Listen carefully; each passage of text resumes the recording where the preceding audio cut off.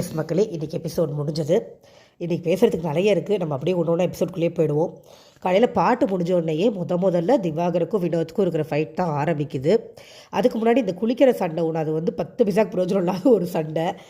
சபரி ஏதோ முந்தின நாள் ஃபஸ்ட் கம் ஃபஸ்ட் சவ்வில் போகலான்னு சொல்லியிருப்பார் போல் இருக்கு. அது அரோரா கெமிக்கிட்ட சொல்லியிருந்திருக்காங்க. கடைசியில் சபரி தான் ஆக்சுவலாக அதில் ரூலை இம்ப்ளிமெண்ட் பண்ணேன் பேசுகிறேன் குழப்பி ஒரு மணி நேரம் தேவையே இல்லாமல் அந்த சண்டையை ஒன்று போட்டாங்க காலையில். கம்ப்ளீட்லி யூஸ்லெஸ்ஸான ஒரு ஃபைட் அது. ஏன்னா குளிக்க போகிறதுக்கு ஒரு பிரச்சனையாடா அப்படின்னு அது அவங்களே சொல்லிக்கிட்டாங்க. இது குளிக்க போகிறது ரொம்ப சாதாரணமாக இருந்தது. இப்போ சபரி வந்ததுக்கப்புறம் தான் அதிலெல்லாம் தலையிட்டு தேவையில்லாமல் பிரச்சனையை கிளப்பிட்டாரு. ஆக்சுவலாக அதான் உண்மை. சாப்பாடு குளியல் எல்லாத்துலேயும் சபரி நான் எல்லாத்தையும் பூசா பண்ணுறேன்னு தேவையில்லாத தெளிவில்லாத ரூல்ஸ்கள் போட்டு குழப்பிட்டுருக்கார். அதான் உண்மை. ஸோ முக்கிய கண்டென்ட்டுக்குள்ளே போயிடுவோம். இந்த திவாகர் வினோத் விஷயத்தில் எடிட்டருக்கு எதுக்கு இந்த எச்ச வேலைனே எனக்கு தெரியல. வினோத் பேச ஆரம்பிக்கிற மாதிரி தான் நம்மளுக்கு 1 ஹவரில் காமிச்சாங்க. ஆனால் அது உண்மை கிடையாது. ஆக்சுவலாக பேச ஆரம்பித்தது திவாகர். என்ன கேட்டிருந்திருக்காரு, சார் நீங்களும் பிரவீனும் சொந்தக்காரங்களா சார் அப்படின்னு ஒரு 10,000 தடவை கேட்டிருப்பார் போல் இருக்கு. இது 10,001 தடவையாக இருக்கலாம். ஏன்னா வினோத் சொல்கிறாரு, இதெல்லாம் கட் பண்ணிட்டாங்க நம்மளுக்கு. வினோத் சொல்கிறாரு, நானும் பிரவீனும் சொந்தக்காரங்களே இந்த ஆள்கிட்ட நான் நிறைய தடவை சொல்லிட்டேன். இவன் திருப்பி அந்த கேள்வி கேட்குறான், எனக்கு கோவம் வருது அப்படின்னு சொல்லிட்டு தான் அந்த அடுத்த டாப்பிக்கே பேச ஆரம்பிக்கிறாரு.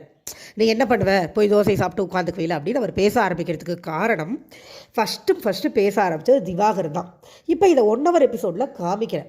ஸோ என்ன பண்ணுவாங்க, வீக்கெண்டில் என்னமோ உண்மையிலேயே சும்மா உட்காந்துருந்த திவாகர் போய் வினோத் வம்பிழுத்த மாதிரி தான் இது ப்ரோட்ரே ஆகுது.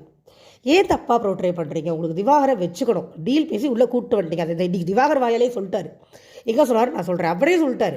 என்னை பேசி கூட்டிகிட்டு வந்திருக்கிறேன் மக்கள் கணக்கெலாம் கிடையாது, எனக்கு சில குறிப்பிட்ட நாள் இருக்குது, அது வரைக்கும் இருப்பேன் அப்படிங்கிற வார்த்தையை அவர் வாயிலிருந்து இன்றைக்கி வந்துருச்சு. 24 ஹவர்ஸில் ஒரு 60 நாளோ என்னவோ 60 நாள் தான் அவர் சொன்னார் ஒரு எபிசோடில்.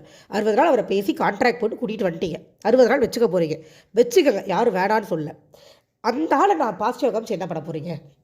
அது வினோத்தையே நெகட்டிவாக காமிக்கிறீங்க. இவர் போய் வம்பிழுத்ததுனால தான் அவர் பேசினார். அதுக்கப்புறம் அதே மாதிரி நம்மளுக்கு 1 ஹவரில் பார்த்தா வினோத்தும் தள்ளி விடுற மாதிரி காமிச்சாங்க. பட் எல்லா சமயமே முதல்ல தள்ளி விட்டு திவாகர் தான். 24 ஹவர்ஸ் பார்த்தவங்களுக்கு தெரியும்.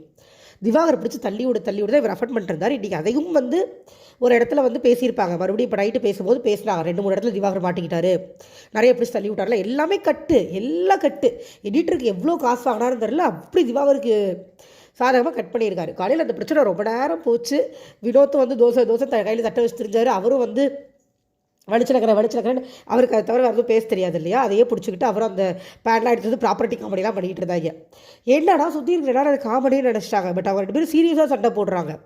திவாகர் ஆரம்பித்த டாபிக் வினோத்துக்கு பிடிக்கல. ஸோ வினோத் எகிரின உடனே இந்த ஆளுக்கு தான் தெரியும்ல, பொறுமையே கிடையாது, எகிரிட்டு போயிட்டான் இவனும்.